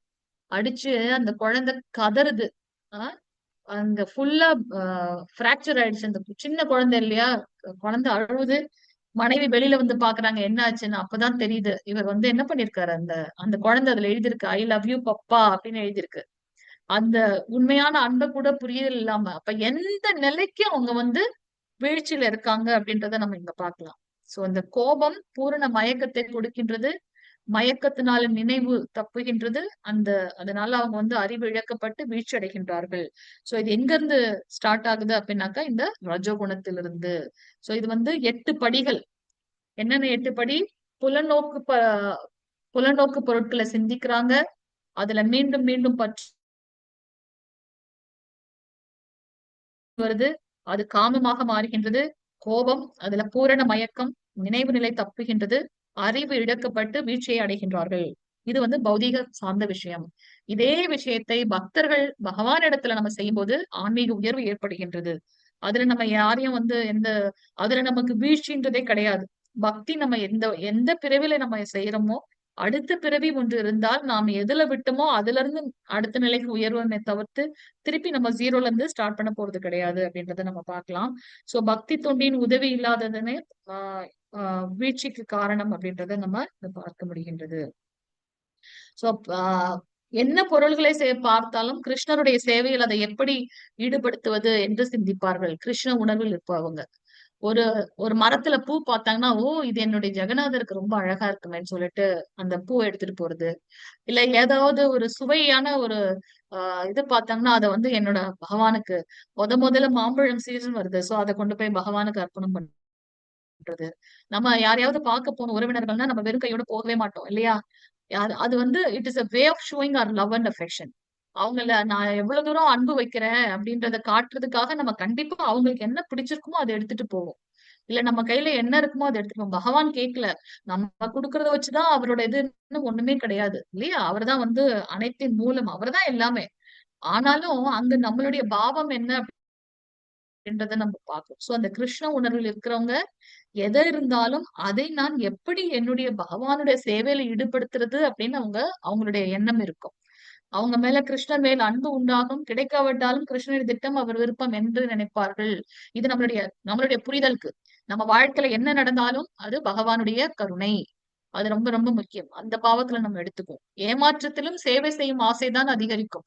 நம்ம நினைச்சது கிடைக்கல அப்படின்னாலும் பரவாயில்ல, அப்ப இது எல்லாமே நல்லதுக்குதான். சோ அடுத்து நம்ம என்ன பண்ணலாம்னு போவாங்க. சேவை செய்யும் ஆசையை கிருஷ்ணர் நிறைவேற்றுவார். நம்ம மனசுல என்ன இருந்தாலும் அதை நிறைவேற்றுவார். அதனாலதான் சொல்லுவோம், பக்தர்கள் சரணாகதி யார்கிட்ட பண்ணணும்? மெயினா குரு கிட்ட. ஏன்னா பகவான் கிருஷ்ணர் உள்ள எல்லாருக்குள்ளயும் பரமாத்மாவா இருக்கார். தவறான விஷயமாக இருந்தாலும் என் குழந்தை ஆசைப்பட்டுட்டான் அப்படின்னு அவர் சாங்ஷன் பண்ணிட்டு ஆனா குரு அங்க மண்டையிலே போடுவார், நோ இது தப்பு, நீ இந்த வழியில தான் போகணும் அப்படின்னு சொல்லுவார். அதனால சரணாகதி பகவான் இடத்துல பண்ணணும். ஆனா மெயினா நம்மளுடைய குரு, ஏன்னா அவர் நம்மள கரெக்டா எது சரி எது தப்புன்னு நம்மள மண்டையில போட்டு சரியா வழி நடத்துவார். ஆனா பகவான் சாங்ஷன் பண்ணி விட்டுருவார். சோ அது மட்டும் இல்ல, நாம அவரை நோக்கி ஒரு அடி வச்சுன்னா அவரு 100 அடி வைக்கின்றார் அப்படின்றத நம்ம பார்க்கலாம். இப்ப எத்தனை பேர் இருக்கோம்? 21 பேர் இருக்கோம். அத்தனை பேரும் நம்மளுடைய வாழ்க்கையில அடிச்சு சொல்ல முடியும். அத்தனை பேரும் நம்மளுடைய வாழ்க்கையில ஏதாவது ஒரு கட்டத்தில் இதை நம்ம உணர்ந்திருப்போம் இல்லையா? யாருமே இல்ல, இவர் மட்டும்தான் அப்படின்னு நமக்கு வந்திருக்கோம். நீங்க ஏதோ ஒரு பாவத்துல அவர் இது பண்ணிருக்கலாம். கிருஷ்ணராகவோ அல்ல வேற ஒரு ரூபமாகவோ கூட நீங்க அவரை வழிபட்டு இருந்திருக்கலாம். அப்போ ஒரு சமயத்துல நமக்கு தோணி இருக்கும், யாருமே நமக்கு ஹெல்ப் பண்ணல, அவர் மட்டும்தான். நம்ம கண்டிப்பா அதை ஃபீல் பண்ணிருப்போம். சோ அது போல நம்ம அவருக்காக ஒரு சின்னதா பிரயத்தனம் பண்ணனா நம்மளுடைய அந்த உண்மையான முயற்சியை பார்த்து அதே விஷயத்த, அது பக்தி தொண்டாக இருக்கலாம், அதை நிறைவேற்றுவதற்கு பல விஷயங்களை நமக்கு என்னெல்லாம் தடங்களா இருந்ததோ ஆன்மீக முன்னேற்றத்துக்கு அதையெல்லாம் அவர் நிவர்த்தி பண்ணி அதுல இன்னும் மேல முன்னேறி வர்றதுக்கு எல்லா விதமான விஷயங்களும் நமக்கு பயன்படுத்தி கொடுப்பார் அவர். சோ சேவை செய்யும் ஆசையை கிருஷ்ணர் நிறைவேற்றுவார். இன்னைக்கு நாங்க படிச்ச அந்த பதத்துல அதுதான் சொல்லியிருக்கு. நம்ம பௌதிகமான விஷயங்களை கேட்கும்போது அவர் முதல்ல சாங்ஷன் பண்ணிட்டு வரோம். அடுத்து அந்த மாதிரி திருப்பி நம்ம பௌதிகமான விஷயத்தை கேட்க கூடாது அப்படின்றதுக்காக வேறு வரங்களை எதுவும் கொடுக்காம அவராகவே தாமரை பாதங்களில் நாம் என்னுடைய பக்தன் எப்படி சரணாகதி ஏத்துக்கிறதுக்கு உண்டான விஷயங்களையும் பகவான் பண்ணி தராரு அப்படின்றத நம்ம இங்க பாக்குறோம். இந்த ஸ்ரீமத் பாகவத்துல இன்னைக்கு 5வது கேண்டோ 19வது அத்தியாயம், I think shloka number 25 I think, not sure. So அதை நம்ம இங்க பாக்குறோம். சோ நான் ஆத்மா கிருஷ்ணருடைய நித்தியமான சேவகன் என்ற நினைவு அதிகரிக்கும் அந்த அறிவில் அவர்கள் நிலை பெற்றவர்களாக இருப்பாங்க. யாரு? கிருஷ்ண உணர்வில் இருப்பவங்க. கிருஷ்ணரின் மீது பற்றுதல் நம்மளுக்கு எதுக்கு வழிவகுக்கும்? விடுதலைக்கு வழிவகுக்கும் அப்படின்றத நம்ம பார்க்கலாம். சோ இதுல இருந்து கிருஷ்ண உணர்வில் இருக்கக்கூடிய அந்த உயர்ந்த பக்தர்களுடைய தன்மை என்னன்றதை பாக்குறோம். சோ உயிருள்ளவை உயிரற்றவை அனைத்தும் கிருஷ்ணருடைய சேவையில் ஈடுபடுத்தினால் நாம் அவர் மேல் அன்பை வளர்த்து கொண்டு அவரிடம் உள்ள அந்த உறவை புதுப்பித்துக் கொள்ள முடியும். சோ அது மட்டுமே நமக்கு உண்டான வாழ்வின் நோக்கம் அப்படின்றத நம்ம பார்க்கலாம். சோ எல்லா விதமான விருப்பு வெறுப்புகள் இருந்து விடுபட்டு விடுதலைக்கான விதிகளால் புலன்களை கட்டுப்படுத்துபவன் கடவுளின் முழு கருணையை அடைய முடியும். சோ எல்லா அந்த இருமைகள்ல இருந்து விடுபட்டு பகவானை அடையணும் அது மட்டும்தான் அப்படின்னு நினைச்சிருக்கவங்க கண்டிப்பாக பகவானை அடைய முடியும். சோ இவ்வாறு கிருஷ்ண உணர்வில் திருப்தி உற்றவனுக்கு ஜட உலகின் மூவகை துன்பங்களால் எந்தவித பாதிப்பும் இல்லை. எல்லாமே அவருடைய செயல் நினைக்கும் போது என்ன கஷ்டம் நம்மள வந்து கஷ்டப்படுத்த போது இல்ல. சோ இத்தகைய திருப்தி உற்ற நினைவில் அவனது புத்தி வெகு விரைவில் நிலை பெறுகின்றது அப்படின்றத நம்ம இங்க பார்க்க முடியும். சோ அவருடைய தொடர்பின்றி தெய்வீக அறிவையோ கட்டுப்பாடான மனதையோ அடையவே முடியாது. பகவானுடைய தொடர்பு இல்லாம இது அடையவே முடியாது. கண்டிப்பா இந்த பிளாட்ஃபார்ம்ல இருக்க அத்தனை பேருக்கும் வந்து பகவானுடைய கருணை பூரணமாக இருக்கிறதுனாலதான் நம்ம இதுல வந்து இது பண்ண முடியும். இல்லைன்னா எத்தனையோ விஷயங்கள் இருக்கு நம்மளுடைய டைமை வேஸ்ட் பண்றதுக்கு. இது வந்து பூர்வ ஜென்மத்தோட பலனின் மூலமாக தான் இந்த 1 மணி நேரம் அவரை பத்தி தெரிஞ்சுக்கிறதுக்காக நம்ம வந்து கூடியிருக்கோம். சோ அந்த நிலையில நம்ம நிலைத்து இருக்கும் போது அமைதி கிடைக்குது வாழ்க்கையில. அப்படி இல்ல அப்படின்னா நமக்கு அந்த ஆனந்தம் இருக்காது. அமைதி இருக்கிறதுனால ஆனந்தம் இருக்கு. நீரின் மீதுள்ள படகை கடுங்காற்று அடித்து செல்வதை போல அலைப்பாயும் புலன்களில் ஏதேனும் ஒன்றின் மீது மனம் ஈர்க்கப்பட்டு விட்டால் அந்த ஒரே ஒரு புலன் கூட மனிதனின் அறிவை இழுத்து சென்று விடும். கண்ணால அவர் அத்தனை வருஷங்களா அவர் பண்ண அந்த அந்த தியானம், அந்த தவம், அந்த மீன் குஞ்சு அந்த கண்ணால பார்த்த அந்த ஒரே ஒரு புலன்ல பார்த்ததுனால அவர் வீழ்ச்சி அடைந்தார். விஸ்வாமித்திரர் வந்து அந்த அந்த கொலுசோட சலங்கையோட அந்த சத்தம் கேட்டாரு, அவ்வளவுதான் அவருடைய இது போயிடுச்சு இல்லையா? சோ அது வந்து ரொம்ப ரொம்ப அந்த புலன்களை சரியாக நம்ம உபயோகப்படுத்தணும் அப்படின்றத நம்ம இங்க பார்க்கலாம். சோ திருப்பி நம்ம த்ரூ த திங் அவர் எல்லா கதையும் பேசுவார். பேசிட்டு கடைசியில அர்ஜுனா உன்னுடைய கடமையை பண்ண அதுல ஒரு அடைமொழி வேற கொடுத்துருவார். பலம் பொருந்தியவனே, கௌந்தேயா, குந்தி மகனே, பரதகுல தோன்றலே அப்படின்னு. இங்க என்ன சொல்றாரு? பலம் பொருந்திய புயங்களுடையவனே, எவனுடைய புலன்கள் புலனுகர்ச்சி பொருட்கள் இருந்து முற்றுமாக விலக்கப்பட்டுள்ளதோ அவன் நிச்சயமாக நிலைத்த அறிவுடையவன் ஆகின்றான். எல்லா உயிர்களுக்கும் எது இருவோ அது சுய கட்டுப்பாடு உள்ளவனுக்கு விழுத்தெழும் நேரமாகும். பிரம்ம முகூர்த்தம். எல்லா உயிர்களுக்கும் எது விழித்தெழும் நேரமோ அது ஆய்வுரை கொண்ட முனிவனுக்கு இரவாகின்றது. சரியான நேரத்தில் நம்மளுடைய டைமை வந்து பிளான் பண்ணி இது பண்ணணும். நதிகள் கடலில் வந்து கலந்தாலும் கடல் மாறுவதில்லை. அது போல தடையின்றி வரும் ஆசைகளால் பாதிக்கப்படாதவன் மட்டுமே அமைதி அடைய முடியும். எத்தனையோ ஆசைகள் வந்தாலும் நமக்கு என்னுடைய சக்தி என்ன, அதுக்கு நிறைய பேர் வந்து 2 கார் வச்சிருக்கலாம், 2 வீடு வச்சிருக்கலாம். ஆனா என்னோட சக்தி என்ன, அதுக்குள்ள நான் வந்து பிளான் பண்ணணும். அளவற்ற ஆசை தேவையே இல்லை. அமைதியான வாழ்க்கை வேணும் அப்படின்னா என்னோட நிலை என்னன்றது எனக்கு தெரியணும். அதுக்குள்ள என்னுடைய பிளானிங் இருக்கணும். சோ அதுதான் வந்து அது எல்லா விருப்பங்களை துறந்தவனும் ஆசைகள் இல்லாதவனும் நான் என்ற அந்த உரிமையாளன், அந்த அகங்காரம் மமக்காரம் இல்லாத இருக்கிறவங்க தான் வந்து உண்மையான அமைதியை அடைய முடியும் அப்படின்றத நம்ம இங்க பார்க்கலாம். எக்ஸாம்பிள் நம்ம பிரபுபாதருடைய விஷயங்கள்ல இருந்து பார்க்கலாம். சோ இதுதான் ஆன்மீகமான தெய்வீக வாழ்விற்கு வழி. இதனை அடைந்த மனிதன் குழப்பமே அடைவதில்லை. சோ இது வந்து இதனை மரண தருவாயில் அடைபவனும் கூட இறைவனின் திருநாட்டிற்கு செல்கின்றான். பகவானே மூல முழுமுதற் கடவுள். சோ இந்த ஞானம் அந்த தெய்வீகமான நிலையில இருக்கவங்க மரண தருவாயில கூட பகவான் அடையறாங்கன்னு பாக்குறோம். ஹரே கிருஷ்ணா. 2வது பதம் சக்சஸ்ஃபுல். ஓ மை குட்னஸ், 8 நிமிஷம் அதிகமாயிடுச்சு. மன்னிக்கணும். சாரி. வாஞ்ச கல்பதருப்யஸ்ய கிருபா சிந்துபேவ ச பதிதானாம் பாவனேப்யோ வைஷ்ணவேப்யோ நமோ நமः. अनंत कोटि वैष्णव वृंद की जय. नामाचार्य श्रील हरिदास ठाकुर की जय. जगत गुरु श्रील प्रभुपाद की जय. नित्य गौर प्रेमानंदे. हरि हरि हरि बोल. हरे கிருஷ்ணா. மாதாஜி பிரபுஜி எல்லாரும் மன்னிக்கணும். சொல்லுங்க, ஏதாவது கேள்விகள் இருந்தா நம்ம பார்த்துடலாம். லேட் ஆயிடுச்சு, மன்னிச்சுங்க.